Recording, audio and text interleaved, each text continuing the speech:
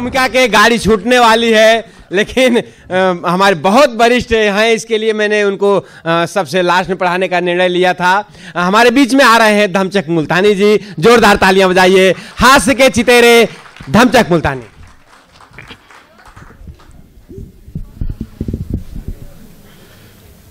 मैं कोई आपका ज़्यादा समय हमें नहीं लूँगा, केवल एक कविता सुना रहा हूँ। जी जी। पसंद आई एक दो और सुनाऊंगा, और नहीं आई तो जब तक पसंद नहीं आएगी तब तक सुनाऊंगा। अच्छा है।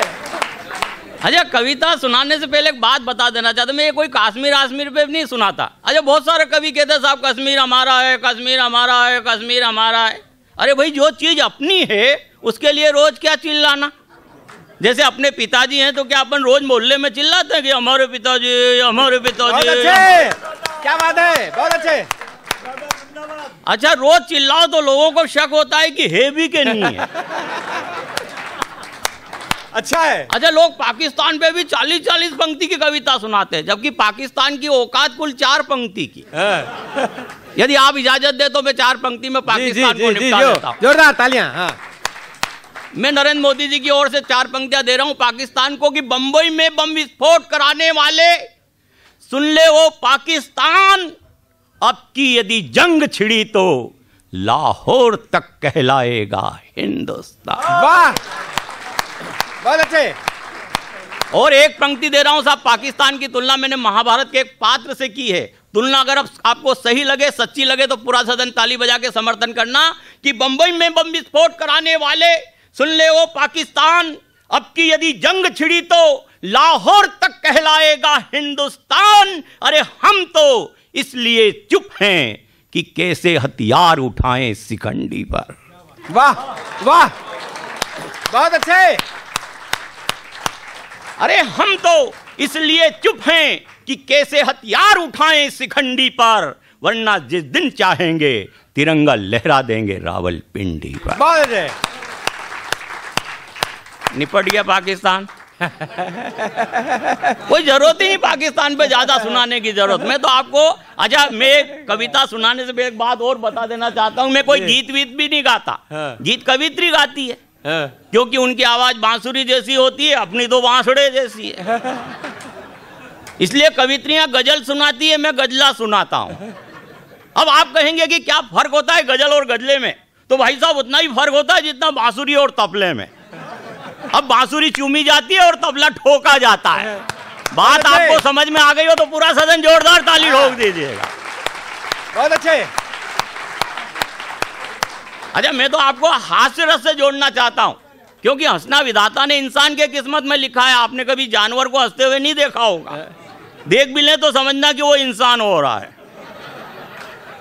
और किसी इंसान को आप हंसते हुए नहीं देखे तो समझना कि ये जरूर जानवर हो रहा है। अच्छा, ये संचालक जी मुझसे कह रहे थे कि धमचक जी कोई हास्य की कविता सुनाना, नहीं तो श्रोता चले जाएंगे। अरे मैंने कहा चिंता मत करो, एक भी श्रोता नहीं जाएगा। किसमें इतनी हिम्मत जो आधी रात में घर जाकर अपनी सोती हुई शेरनी को जगाएगा। अच्छा है। अच्छा, मेरा कथन बिल्कुल सच्चा है, और शेरनी की मान में जाने से तो रात भर यहीं बैठे रहना अच्छा है। अच्छा, कवि सभा में जाते साहब कई तरह के लोग मिल जाते हैं, कविताएं बन जाती है।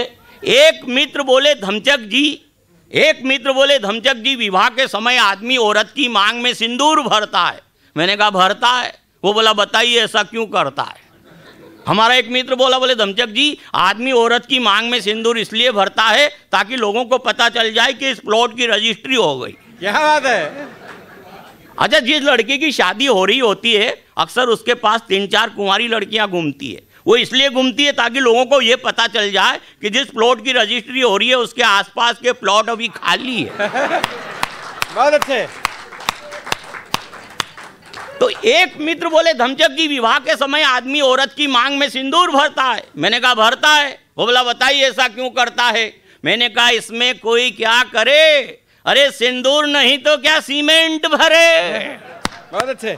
अरे सिंदूर नहीं तो क्या सीमेंट भरे, फिर सीमेंट का कलर हरा होता है, सिंदूर का कलर लाल होता है, जिसे भरने के बाद आदमी पहली बार हलाल होता है। बहुत अच्छे। और हलाल होने की पहली शर्त है, हलाल होने की पहली शर्त है कि आदमी औरत की मांग में सिंदूर भरे, फिर जीवन भर उसके मांग की पूर्ति करे, और बेचारा करता है, और जो नहीं करता है वो जीवन भर अटल बिहारी रहता है। अजय, शादी का नाम सुनते ही कुमारों के मन में लड्डू फूटने लगते हैं, शादीशुदा के मन में बवंडर उठने लगते हैं। एक बार मैंने एक कुमारे से कहा कि यार अब तो बीबी लिया, वो बोला सोच तो मैं भी रहा हूं मगर किसकी लाऊं। अच्छा है। अजय, एक लड़का पहली बार लड़की देखने के लिए चला गया। अब लड़की से बोले तो क्या बोले, बोले तो क्या बोले, बड़ी देर बाद हिम्मत करके बोला दीदी। अच्छा है, जोरदार तालियां बजाइए।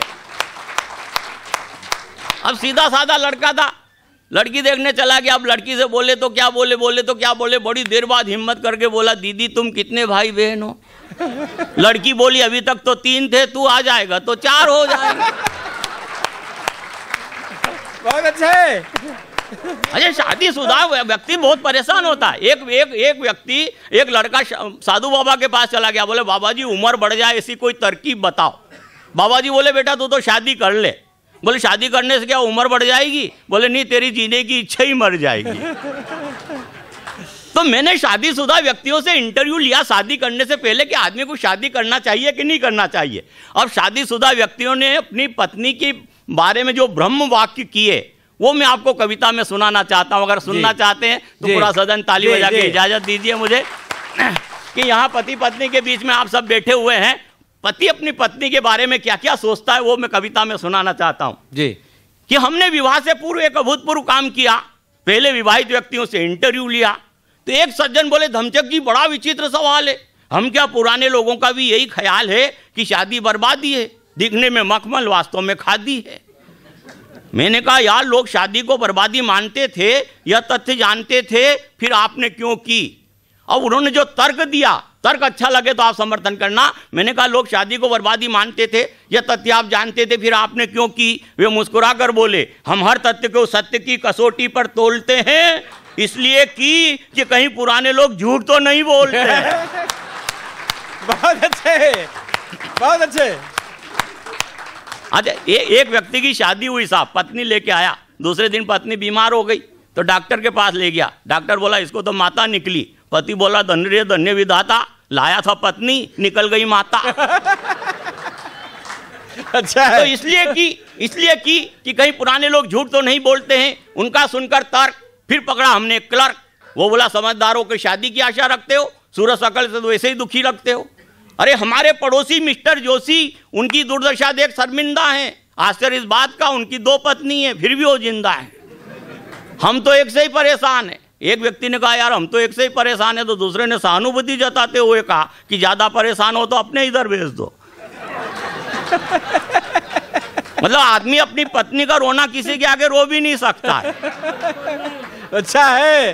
अच्छा, एक व्यक्ति साधु बाबा के पास चला गया, बोले बाबा जी पत्नी बस में आ जाए ऐसी कोई तरकीब बताओ। बाबा जी बोले बेटा ये तरकीब मेरे को आती है तो क्या मैं बाबा जी बनता? बहुत बढ़िया। कि हम तो एक से ही परेशान है, हम तो एक से ही परेशान है, कलेजा कांपता है, आफत में जान है। वास्तविक पोजीशन बताते हुए शर्म आती है। ऑफिस जाओ अफसर, घर आओ तो बीवी खोपड़ी खाती है। मैंने कहा आपकी खोपड़ी खोपड़ी है या रसमलाई जो खाती है? वो बोला आपको तो मजाक आती है, जब आपकी हो जाएगी आसमान नीचे और धरती ऊपर नजर आएगी। एक बार हमारे बच्चे ने हमसे पूछ लिया पापा आपकी शादी हो गई? हमने कहा हो गई। बोले किससे हुई? मैं कहा तेरी मम्मी से। बोले वाह आपने तो घर की घर में ही कर ली। अच्छा है। अरे कंडक्टर की शादी हुई तो आधी रात को नींद में वो पत्नी से बड़बड़ाते हुए बोला कि उधर खिसक, बीच में एक सवारी और फंसेगी। अच्छा, एक दूल्हे ने, देखो पति पत्नी के बीच में क्या बातें होती है। दूल्हे ने दुल्हन को रात को समझाया कि देख सुबह जल्दी उठना, माता पिता के पैर छूना, बड़ों को आदर करना। इतने में दुल्हन की सहेली का मोबाइल पे फोन आ गया कि इस समय शादी का कौन सा रंग चल रहा है। दुल्हन बोली रंग को मार गोली, अभी तो सत्संग चल रहा है। फिर हमने ग्राहकीर से प्रश्न किया, उसने उत्तर दिया कि शादी के समय हमें पत्नी लगती थी चंद्रमुखी, फिर लगने लगी सूर्यमुखी, वर्तमान में बहुत दुखी हैं, आजकल वो ज्वालामुखी हैं। और पति के बारे में कहा जाता कि वो शुरू में प्राणनाथ, फिर नाथ और अंत में अनाथ। तो शादी के समय पत्नी लगती थी चंद्रमुखी, फिर लगने लगी सूर्यमुखी, वर्तमान में बहुत दुखी है आजकल वो ज्वालामुखी है। पहले उसका बदन लगता था कुंदन, उपमा देखिए, पहले उसका बदन लगता था कुंदन, मलियागिरी का चंदन, गाल गुलाब की कली, होंठ मिश्री की डली, मगर अब लगती है जैसे बुझी हुई शम्मा। जब से बनी है 5 बच्चों की अम्मा, तब से 25 गज की दूरी से रखते हैं वास्ता, पास बैठो तो पसीना भासता। क्या बात है। अच्छा, एक व्यक्ति की पत्नी खो गई मेले के अंदर, तो वो ढूंढने के लिए गया, तो मित्र रास्ते में मित्र मिल गया। बोले कैसे? बोले यार पत्नी खो गई। बोले तू? बोले मेरी भी खो गई। बोले तेरी पत्नी कैसी थी? बोले छेरारा बदन, गोरा रंग, घने काले लंबे बाल, ऐश्वर्य राय की तरह सुंदर दिखती थी। बोले तेरी? बोले मेरी तो मार गोली, अपन तो तेरी ही ढूंढते हैं। बढ़िया है। अच्छा, एक महिला का पति खो गया, तो वो सहेली को लेकर थाने में रिपोर्ट लिखाने गई। थानेदार ने पूछा आपका पति कैसा था? बोले 6 फीट का हट्टा कट्टा, गोरा चिट्टा, गले में सोने के चेन, 5-50 हजार रुपये नगद। सहेली बोली तेरा पति तो ऐसा नहीं था। बोले तू चुप रहे, गया सो गया, कम से कम आए तो डंका। फिर हमने एक शराबी से किया सवाल, शराबी का जवाब सुनना। फिर हमने एक शराबी से किया सवाल, वह स्त्री को बताने लगा बवाल। मैंने कहा स्त्रियां भगवान की बनाई हुई एक कला है, जो बेचारी बचपन से अबला है। वो बोला आप किस नशे में है? ये कोई अबला है ना कोई कला है, दरअसल ये एक भला है, और इससे दूर रहने में ही भला है। फिर औरत क्या है? एक पंक्ति देना चाहता हूं, पंक्ति अच्छी लगे तो समर्थन करना, कि औरत क्या है ये कुंवारा क्या जाने, क्योंकि कब्र की गर्मी को मुर्दा ही पहचाना। अंत में हमने एक वयोवृद्ध सज्जन से प्रश्न किया, उसने एक पंक्ति में उत्तर दिया कि शादी ऐसा लड्डू, खाए वो पछताए, ना खाए वो पछताए। यह किस्सा है बिल्कुल सच्चा। हमने सोचा जब पछताना ही है तो फिर खाके पछताना अच्छा। क्या बात है। अब लड्डू खाया, उसका स्वाद ऐसा आया कि सब स्वाद भूल गए, मुसीबत के द्वार खुल गए। पत्नी क्या आई, मुसीबत दहेज में लाई। अब समस्याओं से जूझ रहे हैं और समाधान पड़ोसियों से पूछ रहे हैं। वाह क्या बात है। तो एक दिवस एक पड़ोसी आया, बोला धमचक जी आओ मूड मनाए, आज 15 अगस्त है, स्वतंत्रता दिवस मनाए। मैंने कहा धीरे बोल, पत्नी सुन लेगी। जोर से चिल्लाता है, पति की जिंदगी में कभी स्वतंत्रता दिवस भी आता है? वो बोला हाँ आता है। मैंने कहा कब? वो बोला पत्नी मायके चली जाए तब।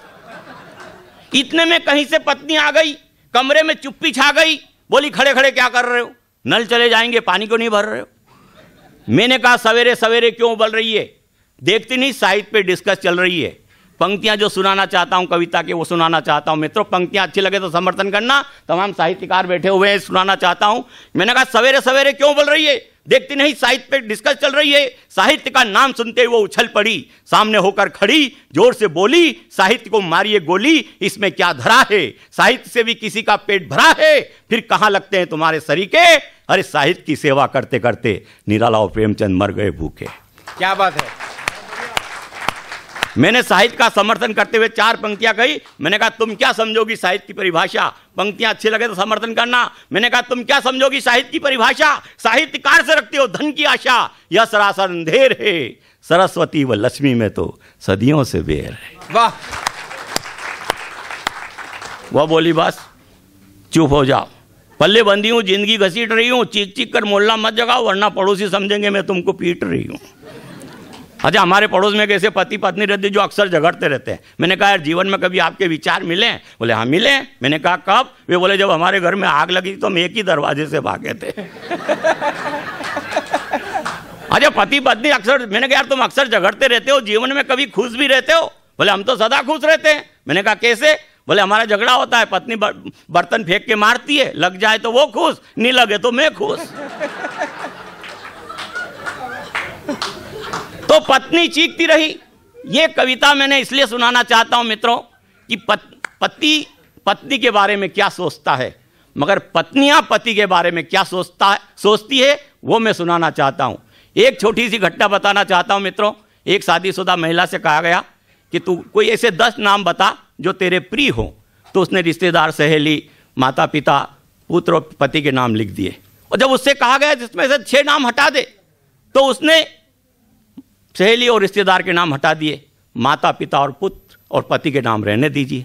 जब उससे कहा गया इसमें जो 2 प्रिय हो रहने दे, 2 हटा दे, तो उसने माता पिता के नाम हटा दिए। अब बचा पुत्र और पति। और जब उससे कहा गया पुत्र और पति में से जो तेरे को प्रिय हो वो एक नाम हटा दे, उसने पुत्र का नाम हटा दिया।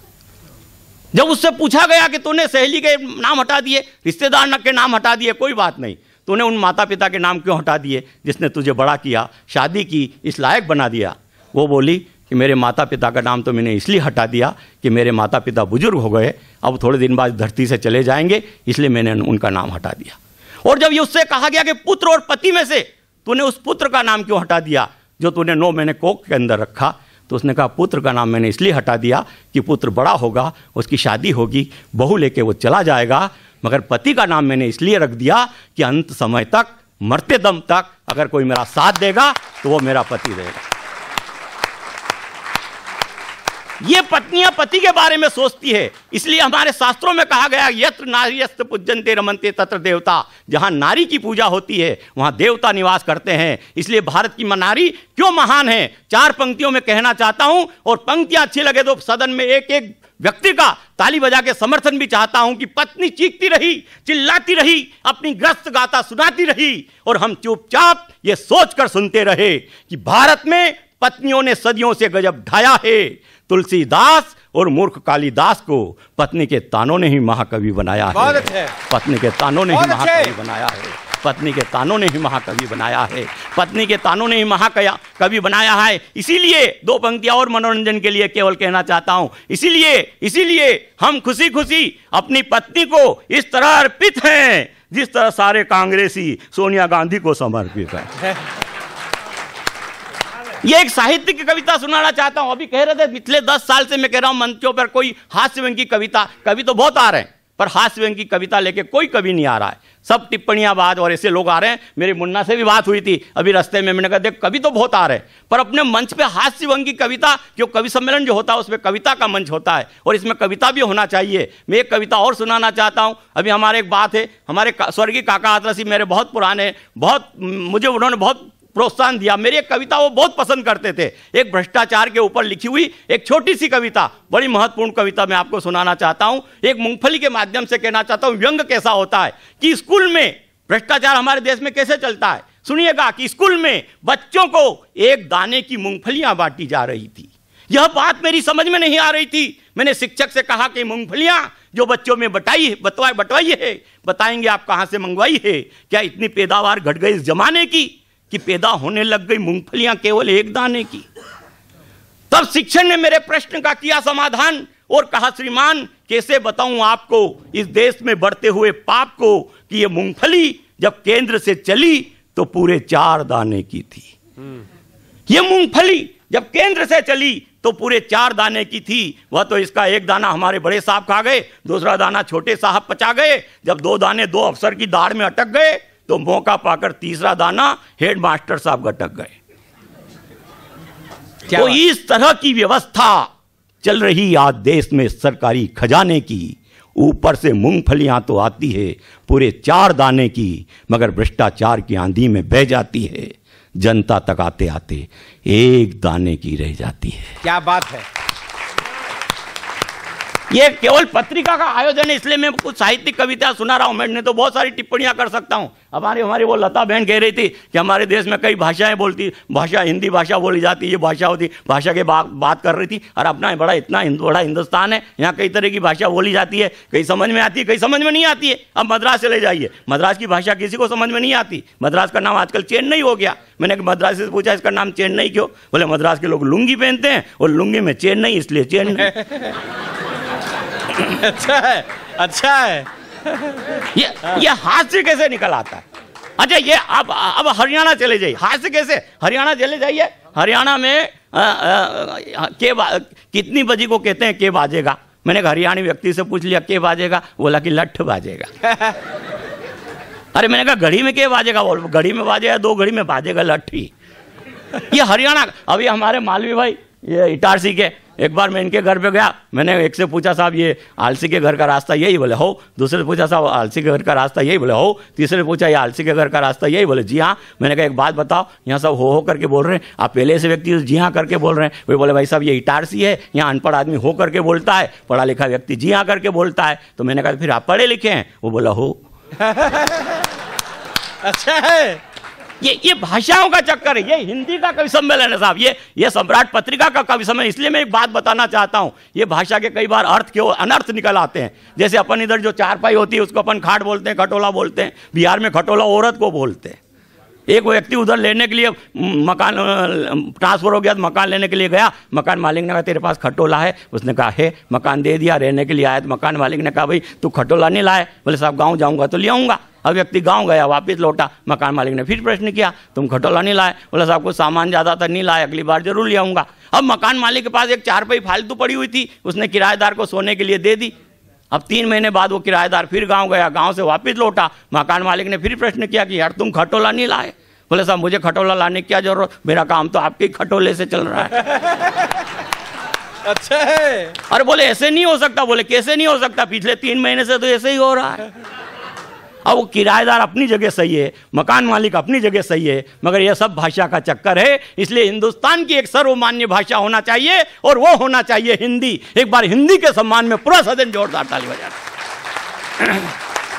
एक छोटा सा और इस हिंदी की चिंदी हमारे यहाँ फिल्मी गानों वालों ने की है।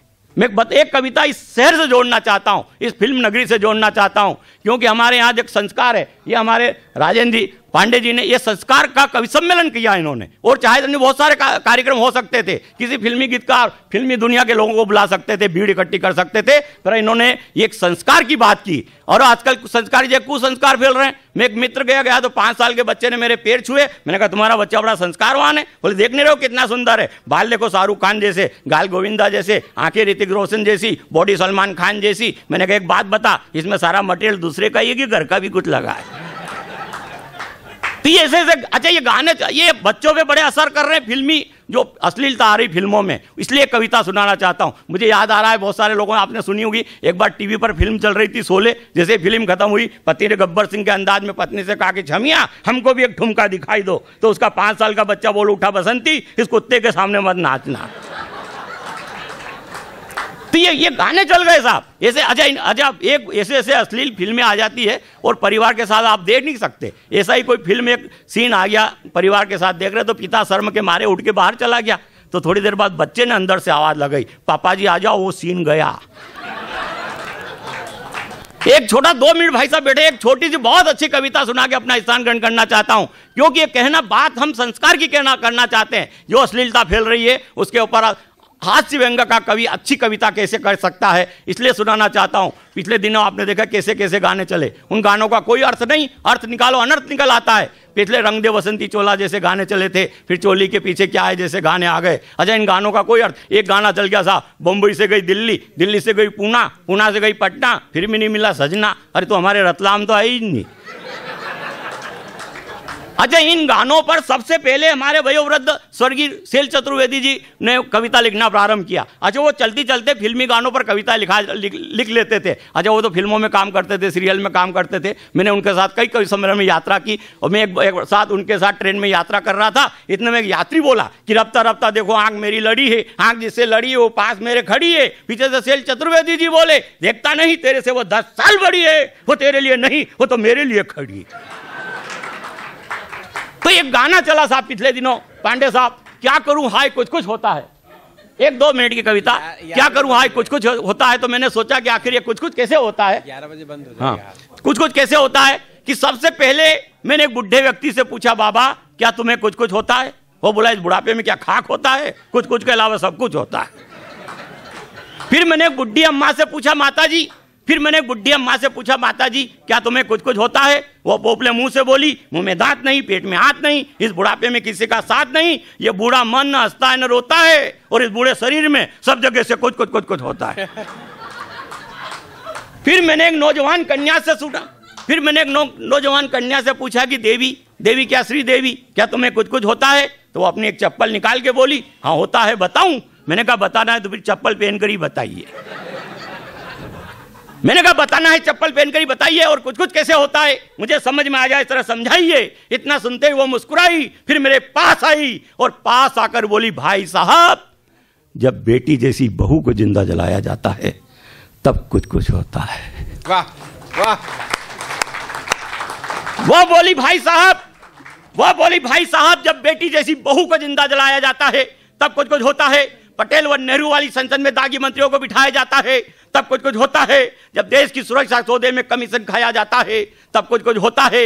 जब नेताओं द्वारा कोयला जबाया जाता है तब कुछ कुछ होता है। जब शहीद आजम भगत सिंह व आजाद को आतंकवादी बताया जाता है तब कुछ कुछ होता है। जब राजघाट पर झूठी कस्मों को खाया जाता है तब कुछ कुछ होता है। और जब चोली के पीछे क्या है जैसे अश्लील गाने को सरेआम गाया जाता है और भारत माँ की वंदना पर प्रतिबंध लगाया जाता है, तब मेरा मन भीतर से रोता है। फिर मुझे कुछ कुछ होता है, फिर मुझे कुछ कुछ होता है। धन्यवाद।